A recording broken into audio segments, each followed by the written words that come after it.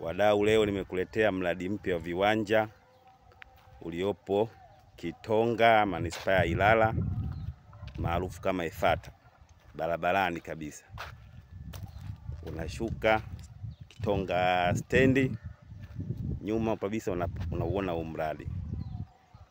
Una umradi wote.